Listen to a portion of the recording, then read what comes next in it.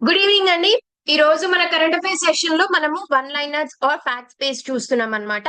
ఇవి మనకి group 1, 2, 3 as well as UPSC కి ఇవి మనకి యూజ్ అవుతాయి. ఓకే. అలానే ఈ మంత్ లో ఇలాంటివి ఏమేమి ఉన్నాయి ఫ్యాక్ట్స్ బేస్డ్ కరెంట్ అఫైర్స్ అనేవి మనం ఒకసారి చూద్దాము.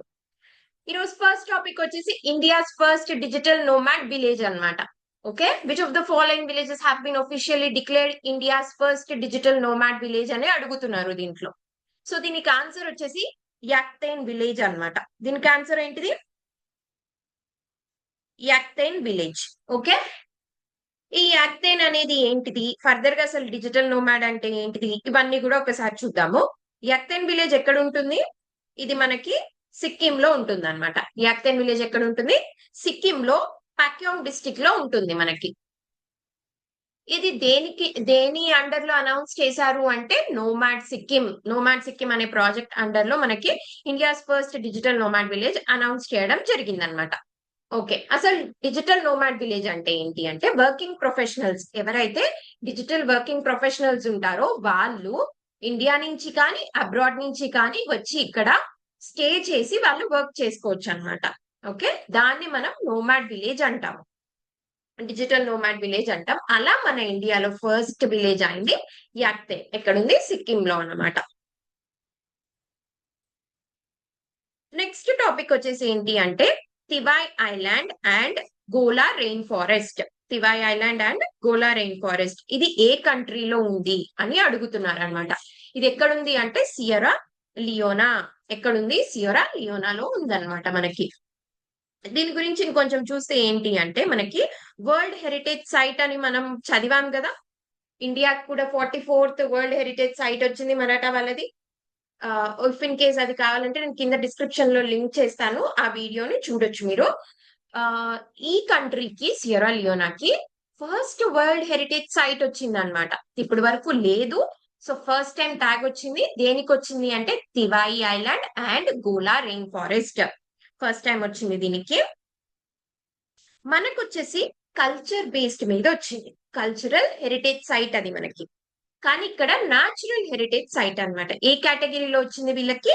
న్యాచురల్ హెరిటేజ్ సైట్ వీళ్ళది. ఎందుకు అంటే ఇవి రెండు కూడా, ఒకటి వైల్డ్ లైఫ్ సాంచురీ, ఇంకొకటి వచ్చేసి నేషనల్ పార్క్. సో న్యాచురల్ కేటగిరీలో వీళ్ళకి వచ్చింది అనమాట.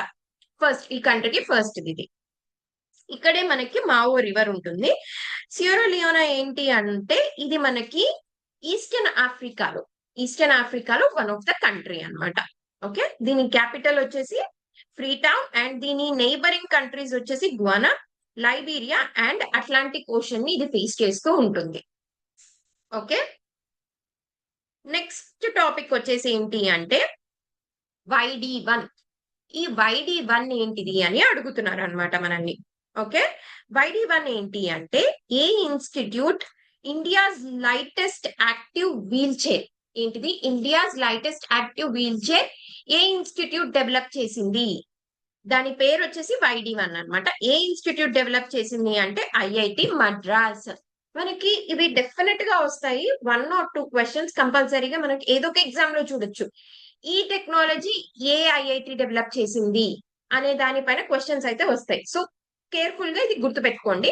YD1 lightest active wheel chair అన్నమాట. ఎవరు డెవలప్ చేసినారు? ఐఐటి మద్రాస్ అన్నమాట. సో దీని గురించి ఇంకొంచెం డీటెయిల్ గా చూస్తే మనకి ఐఐటి మద్రాస్ మనకి YD1 అనేది రీసెంట్ గా రిలీజ్ చేసిన India's lightest wheel chair. Okay, ఇదేంటి అంటే 9 kilograms ఉంది. ఎంత ఉంది? 9 kilograms ఉంది. కాకపోతే ఇది 120 kg వెయిట్ వరకు కూడా ఇది సపోర్ట్ చేయగలదు అనమాట. Indigenously developed. ఇదేంటి అంటే మొత్తం ఈ వీల్ చైర్ అంతా కూడా మనకి ఇండిజీనియస్లీ డెవలప్డ్, ఇండియాలోనే తయారు చేయబడింది అనమాట. ఓకేనా, ఫస్ట్ టైం. ఇది ఎవరు? IIT Madras in collaboration with startup Thrive mobility. Okay, దీంతోని వీళ్ళు కొలాబరేట్ అయ్యి ఐఐటి మద్రాస్ వాళ్ళు చేయడం జరిగింది. నెక్స్ట్ టాపిక్ వచ్చేసి Kashi declaration. Kashi declaration focus on which of the following key issues. ఏ ఇష్యూ పైన ఇది ఫోకస్ చేస్తుంది అంటే combating drug abuse through youth and spiritual leadership అన్నమాట. డ్రగ్ అబ్యూస్ ని కాంబాక్ట్ చేయడానికి తీసుకొని వచ్చిన డిక్లరేషనే కాశీ డిక్లరేషన్. దీని గురించి ఇంకొంచెం చూస్తే మనకి ఏంటి అంటే యూత్ స్పిరిచువల్ సమ్మిట్ అనేది జరిగింది రీసెంట్ గా. దాంట్లో మనకి ఆ సమ్మిట్ ని కంక్లూడ్ చేస్తూ మనకి కాశీ డిక్లరేషన్ అనేది వచ్చిందనమాట. ఓకే, ఇది ఎందుకు? డ్రగ్ ఫ్రీ ఇండియా రావడం కోసం. ఓకే, అసలు యూత్ స్పిరిట్ సమ్మిట్ జరిగిందే under the theme of Nasha Mukt యువ ఫర్ వికసిత్ భారత్. అంటే ఏంటి? Drug free youth for developed India. దానికోసమే మనం తీసుకొని వచ్చామన్నమాట ఇది. ఓకే, దీన్ని ఆర్గనైజ్ చేసింది ఎవరు అంటే ministry of youth and sports. దీన్ని ఆర్గనైజ్ చేసింది ఎవరు? Ministry of youth and sports అన్నమాట. అండ్ ఇది ఎక్కడ కంక్లూడ్ అయింది? మనకి కాశీ డిక్లరేషన్ అనేది వారణాసిలో ఇది కంక్లూడ్ అవ్వడం జరిగింది. మనకి నెక్స్ట్ టాపిక్ వచ్చేసి ఏంటి అంటే ఇండియాస్ ఫస్ట్ వెదర్ డెరివేటివ్.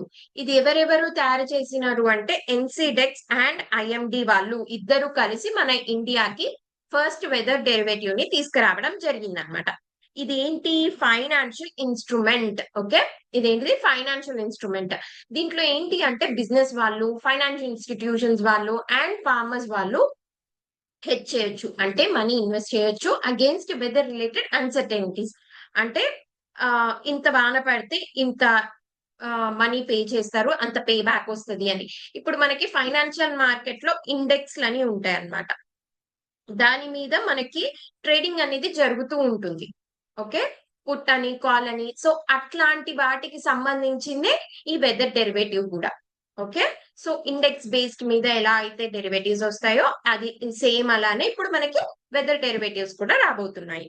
అదేంటి అంటే నిఫ్టీ బేస్ మీద వస్తుంది. ఇది వచ్చేసి మనకి వెదర్ బేస్డ్ మీద వస్తుంది.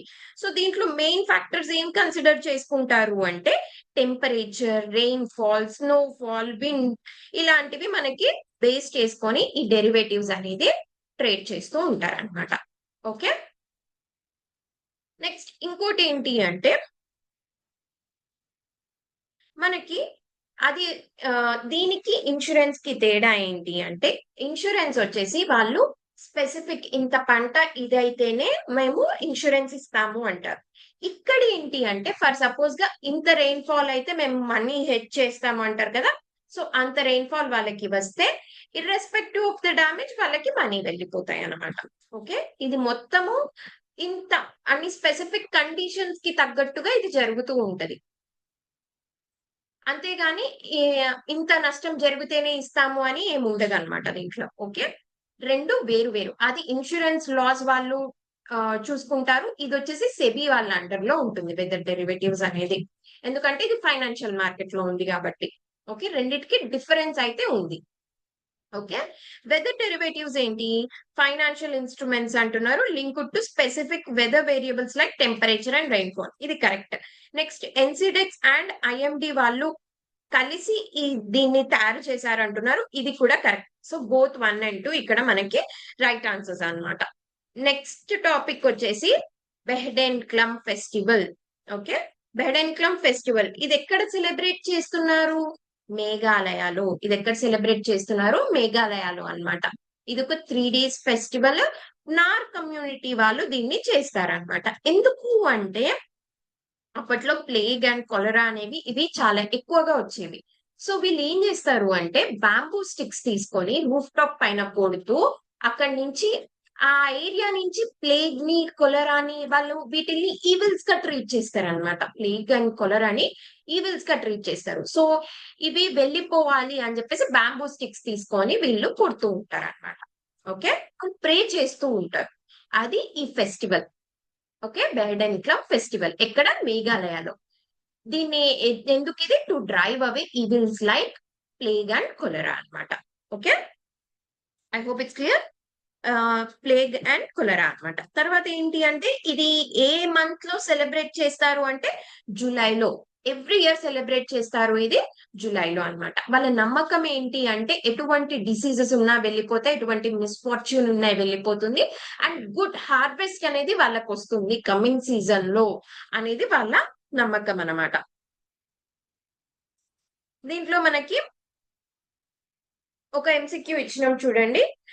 ఈ ఫెస్టివల్ లో మనకి రూఫ్ టాప్ పైన బ్యాంబూ పోల్స్ తోని ఈ వీల్ని డ్రైవ్ అవి చేసేస్తారు అంటున్నారు. కరెక్ట్. మనం ఇందాక చూసాం కదా వాళ్ళు కొలరా అండ్ ప్లేగ్ ని ఈవిల్ కింద కన్సిడర్ చేస్తారనమాట. దాన్ని వెళ్ళిపోవాలి అని చెప్పి బ్యాంబూ స్టిక్స్ తోని కొడుతూ ఉంటారు. నెక్స్ట్ ఇంకోటి ఏంటి అంటే ప్నార్ కమ్యూనిటీ. ఎస్, ఇది ప్నార్ కమ్యూనిటీ.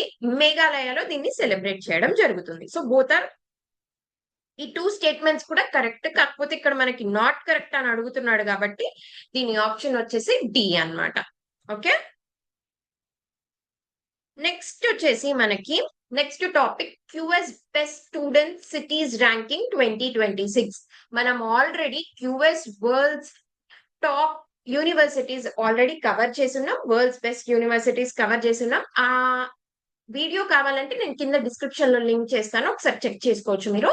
సో అదే బేస్ మీద ఇప్పుడు ఇది క్యూఎస్ నుంచి ఇంకొకటి వచ్చింది ఏంటి అంటే బెస్ట్ స్టూడెంట్ సిటీస్ ర్యాంకింగ్ అన్నమాట. ఓకే, మనకి క్వశ్చన్ ఏముందో ఒకసారి చూడండి. According to QS best student cities ranking 2026, which city has been named most affordable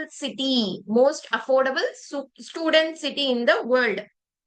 ఇక్కడ మనకి మళ్ళీ క్లియర్ గా ఒక టర్మ్ యాడ్ చేసినారు చూడండి. మోస్ట్ అఫోర్డబుల్ స్టూడెంట్ సిటీ అంటున్నారు. మోస్ట్ అఫోర్డబుల్ ఏంటిది అంటే ఈ ర్యాంకింగ్ ప్రకారంగా ఢిల్లీ అన్నమాట. సో ఎస్, వరల్డ్ మొత్తంలోకి most affordable student city Delhi అయింది ఈ ఇయర్.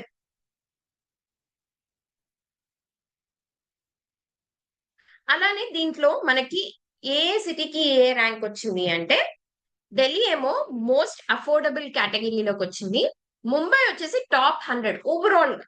అంటే మనకి ఒక్కొక్క పారామీటర్ లో ఒక్కొక్కటి వస్తాయి కదా. ఓవరాల్ గా మన ఇండియా నుంచి టాప్ ఏది ఉంది అంటే ముంబై అన్నమాట. సో దీంట్లో ఏ కేటగిరీ చూస్తారు అంటే academic visibility, affordability, improvement in work force relevance అన్నమాట. సో ఇప్పుడు మనకి ఢిల్లీ దేంట్లో టాప్ ఉంది వరల్డ్ మొత్తంలో? అఫోర్డబిలిటీ అనే కేటగిరీలో టాప్ ఉంది అనమాట. ఓకే, అండ్ నెక్స్ట్ మనకి మన దగ్గర నుంచి టాప్ ర్యాంకింగ్ దేంట్లో వచ్చింది అంటే ముంబై, అది 98th ప్లేస్ వచ్చింది. ఫర్దర్ గా దీంట్లో మనకి టాప్ ర్యాంకింగ్స్ చూసుకుంటే ముంబై, ఢిల్లీ, బెంగళూరు, ఇవి మనకి టాప్ ర్యాంకింగ్స్ వచ్చింటాయి అన్నమాట మన ఇండియా నుంచి. అలానే వరల్డ్ గ్లోబల్ లెవెల్ గా చూసుకుంటే సౌత్ కొరియా సోయల్ ఒకటి, జపాన్ టోక్యో, లండన్ యూకే నుంచి మునిచ్, జర్మనీ నుంచి మెల్బర్న్, ఆస్ట్రేలియా నుంచి వచ్చినాయి అనమాట మనకి. యాక్చువల్లీ ఎవ్రీ ఇయర్ లండన్ వస్తుంది, దాన్ని ఈసారి సౌత్ కొరియా సోయల్ మనకి రీప్లేస్ చేసేసింది అనమాట. ఓకేనా, లండన్ ఈసారి మనకి 3rd పొజిషన్ లో ఉంది. ఇవన్నీ ఏంటిది? వరల్డ్స్ బెస్ట్ స్టూడెంట్ సిటీస్ అన్నమాట. ఓకేనా, మన వరల్డ్ లోనే బెస్ట్ అఫోర్డబుల్ సిటీ ఏంటిది? ఢిల్లీ. మన దాంట్లో నుంచి టాప్ ఏంటిది? Mumbai. Okay, I hope clear అయింది అనుకుంటున్నాను. నెక్స్ట్ క్వశ్చన్ వచ్చేసి రాజీ ట్రైబ్ పీవీటీజీ, వీళ్ళు ఏ స్టేట్ లో ఎక్కువ ఉంటారు అని అడుగుతున్నారు మనకి. ఏ స్టేట్ లో ఎక్కువ ఉంటారు అంటే ఉత్తరాఖండ్. ఈ కింద ఉన్న వాటిలో ఉత్తరాఖండ్ లో ఎక్కువ ఉంటారు అనమాట వీళ్ళు. వీళ్ళ గురించి చూస్తే రాజీ ట్రైబ్ మోస్ట్లీ వీళ్ళు కుమాన్ రీజియన్, మనకి ఉత్తరాఖండ్ లో కుమాన్ రీజియన్ అనేది ఒకటి ఉంటది. వెస్టర్న్ నేపాల్ అండ్ ఈ ఉత్తరాఖండ్ రీజియన్ లో ఎక్కువగా మనకి రాజీ ట్రైబ్ అనే వాళ్ళు కనిపిస్తూ ఉంటారు అనమాట. ఇది ఎక్కడ అంటే పిత్తోర్గఢ్ డిస్ట్రిక్ట్ లో వీళ్ళు ఎక్కువ ఉంటారు ఉత్తరాఖండ్ లో. One of the smallest tribes మన ఇండియాలో ఉన్న వాళ్ళన్నిటిలోకి one of the smallest tribes వీళ్ళు. వీళ్ళని మనము బన్రవత్స్ అని పిలుస్తాము, బెన్ మనూస్ అని పిలుస్తాము, లేకపోతే కేవ్ డ్వెల్లర్స్ అని కూడా పిలుస్తాం అన్నమాట. వీళ్ళు వన్ ఆఫ్ ద పీవీటీజీస్. ఈ పీవీటీజీస్ అంటే కూడా ఏంటి అనేది మనం క్లియర్ గా జవరా ట్రైబ్ గురించి చదివినప్పుడు చూసాము. అది కూడా నేను కింద డిస్క్రిప్షన్ లో లింక్ చేస్తాను, ఒకసారి మీకు ఏమైనా డౌట్ ఉంటే చూసుకోండి. నెక్స్ట్ వచ్చేసి వీళ్ళ లాంగ్వేజ్ ఏంటి అంటే ఇంట్రెస్టింగ్ గా వీళ్ళది టిబెటో బర్మన్ లాంగ్వేజ్ అన్నమాట. ఏంటిది? టిబెటో బర్మన్ లాంగ్వేజ్ బత్కా. ఏంటి అంటే వీళ్ళది టిబెటో బర్మన్ లాంగ్వేజ్ బత్కా అన్నమాట. నెక్స్ట్ వీళ్ళ రిలీజియన్ వచ్చేసి ఏంటి అంటే వీళ్ళు హిందూ గాడ్ ని నేచర్ వర్షిప్ రెండు చేస్తారు వీళ్ళు. అండ్ వీళ్ళ లైవ్లీహుడ్ వచ్చేసి gatherers, honey, bee bee keeping ఉంటుంది కదా, హనీ కలెక్షన్, అది యాజ్ వెల్ యాజ్ హంటింగ్ కూడా అన్నమాట. అట్లనే వీళ్ళు రీసెంట్ గా అగ్రికల్చర్ కూడా షిఫ్ట్ అయినారు. రైస్, మేజ్, బార్లీ ఇవి కూడా వీళ్ళు పండించడం జరుగుతుంది. దాంతో పాటుగా వీళ్ళు హ్యాండీక్రాఫ్ట్స్, వేవింగ్, బాస్కెటరీ ఇవి కూడా చేస్తున్నారు అనమాట. ఓకే, నెక్స్ట్ టాపిక్ వచ్చేసి ఏంటి అంటే సిగందూర్ బ్రిడ్జ్. ఇది ఎక్కడుంది? కర్ణాటకలో ఉంది. ఇది ఏంటి అంటే మనకి మన ఇండియాలో సెకండ్ లాంగెస్ట్ కేబుల్ బ్రిడ్జ్ అన్నమాట. రీసెంట్ గా దీన్ని ఇనాగ్రేట్ చేయడం జరిగింది. ఇది ఎక్కడుంది? కర్ణాటకలో ఉంది. ఇది సెకండ్ లాంగెస్ట్ కేబుల్ బ్రిడ్జ్.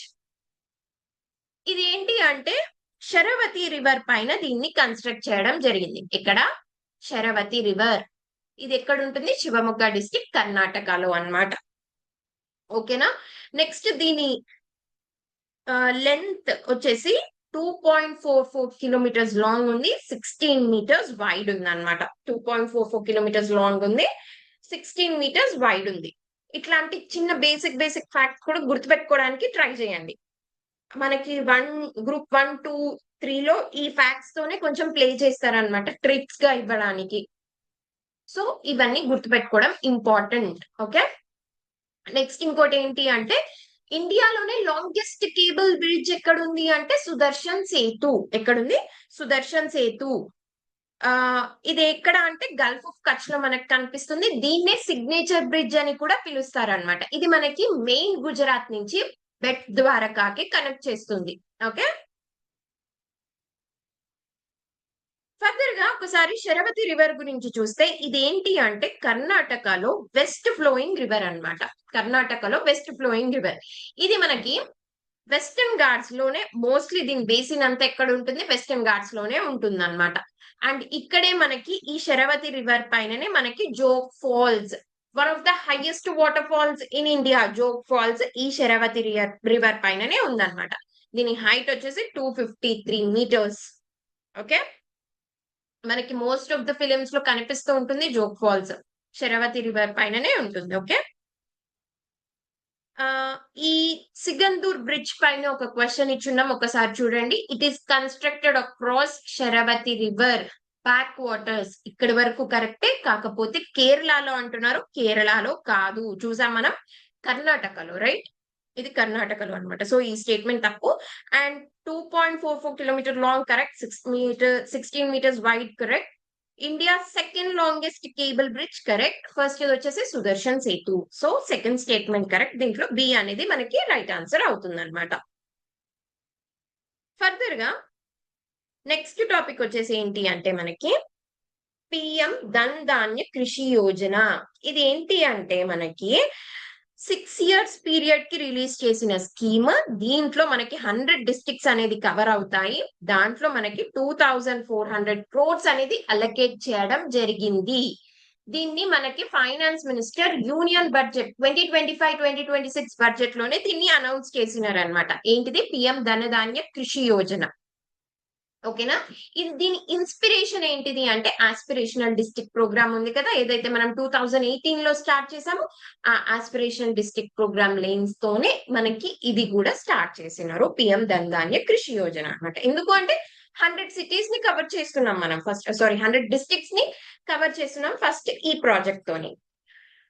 దీంట్లో మెయిన్ పారామీటర్స్ ఏమేమి తీసుకుంటున్నారు, ఎలా చూస్ చేయబోతున్నారు ఈ 100 డిస్ట్రిక్ట్స్ అంటే లో క్రాప్ ప్రొడక్టివిటీ ఉండాలి అక్కడ, లేకపోతే క్రాపింగ్ ఇంటెన్సిటీ తక్కువ ఉండాలి. క్రాపింగ్ ఇంటెన్సిటీ అంటే ఆ ఫీల్డ్ ని ఎంత ఎఫెక్టివ్ గా యూజ్ చేస్తున్నారు అనేది అన్నమాట. ఓకే, క్రాపింగ్ ఇంటెన్సిటీ నార్మల్ ఉండాలి.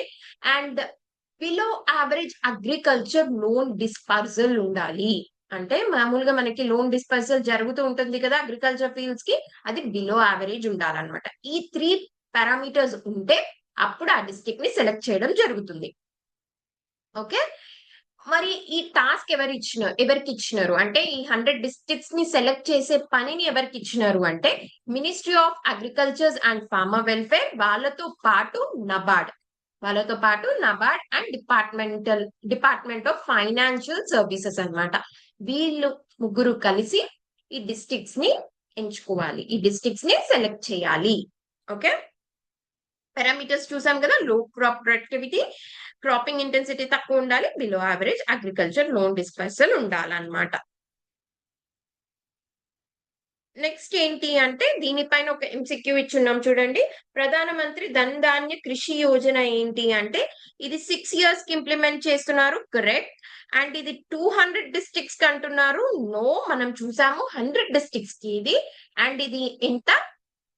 24,000 crores దీనికి అలొకేట్ చేసినారు. కరెక్ట్. దీంట్లో 1 అండ్ 3 అనేది రైట్ ఆన్సర్ అన్నమాట. నెక్స్ట్ టాపిక్ వచ్చేసి ఏంటి అంటే మ్యాగ్లెవ్ టెక్నాలజీ. ఈ మ్యాగ్లెవ్ టెక్నాలజీ ఏంటి, అసలు ఎందుకు ఉంది అంటే ఒకసారి చూద్దాము. చైనా వాళ్ళు రీసెంట్ గా ఈ మ్యాగ్నెటిక్ లీవియేషన్, దీని పేరు, దాన్ని షార్ట్ ఫామ్ లో మ్యాగ్లెవ్ టెక్నాలజీ అని పిలుస్తారు. దాన్ని టెస్ట్ చేయడం జరిగింది అనమాట. ఇది ఏంటి అంటే ట్రైన్స్ లో వాడతారు. ఈ మ్యాగ్లెవ్ టెక్నాలజీ వల్ల ఎయిర్ క్రాఫ్ట్స్ కన్నా ట్రైన్స్ ఇంకా ఫాస్ట్ గా మూవ్ అవుతూ ఉంటాయి అన్నమాట. సో ఇది ఎలా పనిచేస్తుంది అంటే ఎలక్ట్రోమాగ్నెటిజం, బేస్డ్ అపాన్ ఎలక్ట్రోమాగ్నెటిజం ఇది పనిచేయడం జరుగుతుంది మనకి. ఓకే, ఇది ఎలా వర్క్ అవుతుంది అని ఫర్దర్ గా నేను ఎక్స్ప్లెయిన్ చేస్తాను. ఒకసారి మ్యాగ్లెవ్ టెక్నాలజీ గురించి చూద్దాము మనము. ఇది ఏంటి అంటే అమెరికన్ ప్రొఫెసర్ రాబర్ట్ గోడర్, ఆయన దీన్ని ఇన్వెంట్ చేసినారు అనమాట. ఫస్ట్ టైం కనిపెట్టింది ఆయన. ఫర్దర్ గా దీన్ని కాన్సెప్చువలైజ్ చేసింది వచ్చేసి ఇంకొక సైంటిస్ట్ ఇమ్లీ బ్యాచ్లెట్, ఆయన దీన్ని కాన్సెప్చువలైజ్ చేసినారు అనమాట. ఓకే, అండ్ నెక్స్ట్ ఇక్కడ 3 important facts about maglev technology రాబోతున్నాయి. ఒక్కసారి చూడండి. ఇది ఏంటి అంటే Germany first trans rapid maglev technology పైన మోనోరైల్ ట్రైన్ ని వీళ్ళే డెవలప్ చేసినారు. ఎవరు? మ్యాగ్లెవ్ ట్రైన్ ని జర్మనీ వాళ్ళు డెవలప్ చేయడం జరిగింది 1983లో. కాకపోతే ఫస్ట్ కమర్షియల్ లేన్ ని ఎవరేసినారు అంటే షాంఘై, అంటే చైనాలో అన్నమాట. ఇది ఆపరేషనల్ అంటే యూసేజ్ లో ఉంది. ఫస్ట్ కమర్షియల్ మ్యాగ్లెవ్ లైన్ ఎవరేసినారు? షాంఘైలో, చైనాలో వేశారనమాట. వీళ్ళు పైన జర్మనీ ఏంటిది మనకి మోనోరైల్ ట్రైన్ అనేది సిస్టమ్ ని డెవలప్ చేసినారు వాళ్ళు, రైట్. కాకపోతే వర్క్ ఆపరేషనల్ గా ఫస్ట్ కమర్షియల్ గా రిలీజ్ చేసింది ఎవరు? షాంఘై అన్నమాట, చైనా. తర్వాత ఇంటర్సిటీ, ఇంటర్సిటీ అంటే ఒక ప్లేస్ నుంచి ఇంకో ప్లేస్ కి, ఒక సిటీ నుంచి ఇంకో సిటీకి వేసింది వరల్డ్ లో ఫస్ట్ ఎవరు అంటే జపాన్. ఓకే, ఈ సిస్టమ్ ని డెవలప్ చేసింది ఎవరు అంటే జర్మనీ. ఫస్ట్ కమర్షియల్ యూసేజ్ ఇచ్చింది ఎవరు అంటే చైనా. ఫస్ట్ ఇంటర్సిటీ ఎవరు ఇచ్చినారు అంటే Japan. I hope it's clear. Further గా ఈ టెక్నాలజీ గురించి చూస్తే మనకి ఇది చూడండి ఒకసారి. ఇదేంటి అంటే కింద భూమి మీద, ఐ మీన్ కింద మనకి పట్టాలు ఉంటాయి కదా, అక్కడి నుంచి వెళ్ళదన్నమాట. కొంచెం అప్లిఫ్ట్ అవుతుంది, దాని మీద నుంచి అప్లిఫ్ట్ అయ్యి పైన నుంచి వెళ్తుంది. ఎందుకంటే నార్త్ పోల్ అంటే సేమ్ పోల్స్ అనేవి రిపెల్ అవ్వడం వల్ల కొంచెం పైకి ఇది పుష్ అవుతుంది ట్రైన్. సో కంప్లీట్ గా కిందకు ఉండదు, కొంచెం పైకి ఉంటుంది అనమాట. అలానే ఇక్కడ చూడండి, అట్రాక్షన్ రిపల్షన్ వల్ల ఏమవుతుందంటే అది ముందుకి పుష్ అవుతుంటది అనమాట. ఓకే, ఇది ముందుకి పుష్ అవుతుంది, కింద నుంచి పైకి పుష్ అవుతుంది. దాని వల్ల ఇది లెవియేషన్.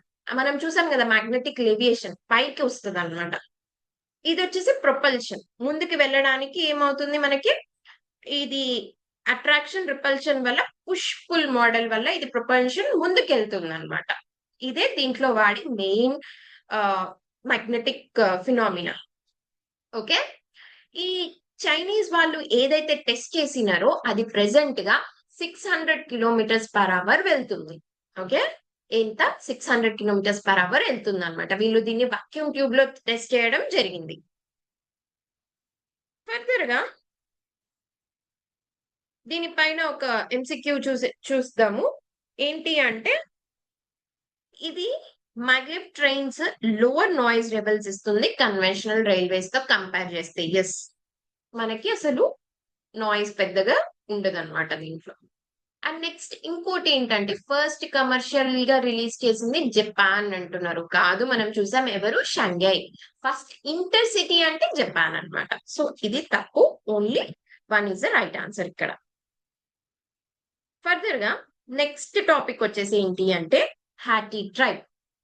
ఈ హట్టి ట్రైబ్ ఎందుకుంది న్యూస్ లో అంటే ఇద్దరు బ్రదర్స్ ఆఫ్ హట్టి ట్రైబ్ మనకి ఒకటే లేడీని పెళ్లి చేసుకోవడం జరిగింది. దాన్ని పాలియాండ్రీ అంటారు. సో వీళ్ళ కష్టం అన్నమాట, అది హిమాలయన్ ట్రైబ్ వీళ్ళు. వీళ్ళ కష్టం అది. అంటే వీళ్ళ ట్రెడిషన్ అది. ఓకే. ఈ హట్టి ట్రైబ్ ఏంటి అంటే మనకి హిమాచల్ ప్రదేశ్‌లో, ఉత్తరాఖండ్ బోర్డర్‌లో మనకి వీళ్ళు కనిపిస్తారు. అసలు వీళ్ళకి హట్టి అని ఎందుకు పేరొచ్చింది అంటే, వీళ్ళేం చేస్తారు అంటే వాళ్ళు గ్యాదర్ చేసిన మీట్ గాని, వాళ్ళు పండించిన పంట గాని, వాళ్ళు హట్స్ మనం మార్కెట్ అంటాం గదా! హట్స్ అని. ఆ హట్‌లో వీళ్ళు అమ్ముకుంటూ ఉంటారనమాట. అందుకే వీళ్ళకి హత్తి ట్రైబ్ అనే పేరొచ్చింది. దీంట్లో మళ్ళీ 2 క్లాన్స్ ఉన్నాయి. ఏంటి అంటే ట్రాన్స్‌గిరి హత్తీస్ హిమాచల్ ప్రదేశ్‌లో ఉంటారు. జ్వాన్సర్ బవర్ హత్తీస్ వీళ్ళొచ్చేసి ఉత్తరాఖండ్‌లో ఉంటారనమాట. So 2 different types of clans ఉన్నాయి మళ్ళీ ఈ హత్తీస్‌లో గూడా. వీళ్ళకి షెడ్యూల్డ్ ట్రైబ్ స్టేటస్ వచ్చింది ఎప్పుడు? మొన్న రీసెంట్‌గా 2023 ఆగస్ట్‌లో. అండ్ వీళ్ళు వాళ్ళ కస్టమరీ లాస్ ని కూడా అప్‌హెల్డ్ చేసుకోవచ్చు. అంటే ఇప్పుడు ప్రతి ట్రైబ్‌కి వాళ్ళకంటూ కొన్ని లాస్ ఉంటాయి కదా! అవి వాళ్ళు అప్‌హెల్డ్ చేసుకోవచ్చు. వీళ్ళకి ఎప్పుడొచ్చింది? ఎస్టీ స్టేటస్ 2023 ఆగస్ట్‌లో వచ్చిందన్నమాట. అండ్ వీళ్ళు పీవీటీజీస్ కాదు. వీళ్ళు పీవీటీజీస్ కాదు. Please be very careful. వీళ్ళకి ఎస్టీ ట్యాగ్ వచ్చింది అంతే గాని వీళ్ళు పీవీటీజీస్ కాదన్నమాట. వీళ్ళు మెయిన్‌గా ఎక్కడెక్కడ ఉంటారు? హిమాచల్ ప్రదేశ్ అండ్ ఉత్తరాఖండ్‌లో వీళ్ళు ఉండడం జరుగుతుంది. వీళ్ళకి పాలియాండ్రీ అనేది వన్ ఆఫ్ ద కస్టమరీ. అంటే వీళ్ళ రిచువల్ అన్నమాట. వీళ్ళకి వన్ ఆఫ్ ద ట్రెడిషన్ అది. దీన్నే వీళ్ళు లోకల్‌గా జోడీదార ఆర్ జడ్జిదా అని పిలుస్తారంట. అండ్ దీంట్లో ఏమవుతుందంటే ఇద్దరు బ్రదర్స్ కలిసి ఒకటే వుమన్‌ని పెళ్లి చేసుకోవడం అన్నమాట. ఎందుకు అలా చేసుకుంటారు అంటే, దానివల్ల ఫ్యామిలీ యునైటెడ్‌గా ఉంటుంది. అండ్ ల్యాండ్ ఫ్రాగ్మెంటేషన్ అనేది జరగకుండా ఉంటుంది అని వాళ్ళ నమ్మకం. ఓకే. అండ్ పాలియాండ్రీ అనేది ఏంటి మనకి ఇండియన్ లా ప్రకారంగా ఇది ఇల్లీగల్. మన ఇండియాలో ఇది ఇల్లీగల్. కాకపోతే ఏంటి అంటే వీళ్ళకి ఆ పర్మిషన్ ఇచ్చున్నారు. ఎందుకంటే ఇది వాళ్ళ కస్టమరీ ట్రైబల్ ప్రాక్టీస్ కాబట్టి. ఫర్దర్‌గా వీళ్ళు దీన్ని కుంబ్లీ, కుంబ్లీ అంటే ఏంటి అంటే వాళ్ళ ట్రెడిషనల్ కౌన్సిల్ అన్నమాట. దాంట్లోనే దీన్ని గవర్న్ చేయడం జరుగుతుంది. ఇఫ్ ఇన్ కేస్ వాళ్ళకేదన్నా సోషల్ ఇష్యూస్ వచ్చినా, ఏమైనా డిస్ప్యూట్స్ వచ్చినా ఈ కుంబ్లీ ఏదైతే మనకి అక్కడ కౌన్సిల్ ఉంటుందో అంటే మనకి గ్రామ సభ లాగా అక్కడ వాళ్ళ కౌన్సిల్ అన్నమాట. దాని పేరు కుంబ్లీ. ఆ కుంబ్లీ అనేది దీన్ని ఆహ్, రిజాల్వ్ చేయడం జరుగుతూ ఉంటుంది. ఓకే. ఈ హత్తి ట్రైబ్‌కి సంబంధించి ఒకసారి క్వెషన్ చూద్దాం. హత్తి ట్రైబ్ ఎందుకు వచ్చింది వాళ్ళకంటే, వాళ్ళు వాళ్ళ ప్రొడ్యూస్ ఆర్ మీట్స్‌ని లోకల్ మార్కెట్ హట్స్‌లో సెల్ చేస్తూ ఉంటారు కాబట్టి వాళ్ళకి ఈ పేరొచ్చింది. రైట్. ఇది కరెక్టే. అండ్ దీంట్లో Hatti tribes are primarily inhabitants in Himachal Pradesh and Uttarakhand. Right. అది కూడా మనం చూసాం గదా! హిమాచల్ ప్రదేశ్ ఆర్ ఉత్తరాఖండ్‌లో వీళ్ళెక్కువ మనకి కనిపిస్తూ ఉంటారు. నెక్స్ట్ వచ్చేసి పాలియాండ్రీ లోకల్‌గా దీన్ని జోడీదారా అంటారు. Legally recognized practice throughout India అంటున్నారు. నో. ఇది లీగల్లీ రికగ్నైజ్డ్ ప్రాక్టీస్ కాదండి. త్రూ ఔట్ ఇండియా అయితే అసలే కాదు. సో ఇది తప్పు. Hatti tribe was granted ST status in 2023 August. మనం ఇందాక చూసాం కదా! యెస్ ఇది కరెక్ట్. సో 3ని ఎలిమినేట్ చేస్తే 1, 2, 4 అనేది రైట్ ఆన్సర్ అన్నమాట. ఏ అనేది ఇక్కడ right answer. Okay. I hope ఈ రోజు కరెంట్ అఫైర్స్ సెషన్ మీకు అన్ని ఓకే క్లియర్ అయింది అనుకుంటున్నాను. దీని నోట్స్ మీకు కావాలంటే కింద నేను డిస్క్రిప్షన్ లో మా టెలిగ్రామ్ ఛానల్ లింక్ ని షేర్ చేస్తాను. దాంట్లో మీకు నోట్స్ అనేది అవైలబుల్ గా ఉంటుంది. Okay. Thank you so much.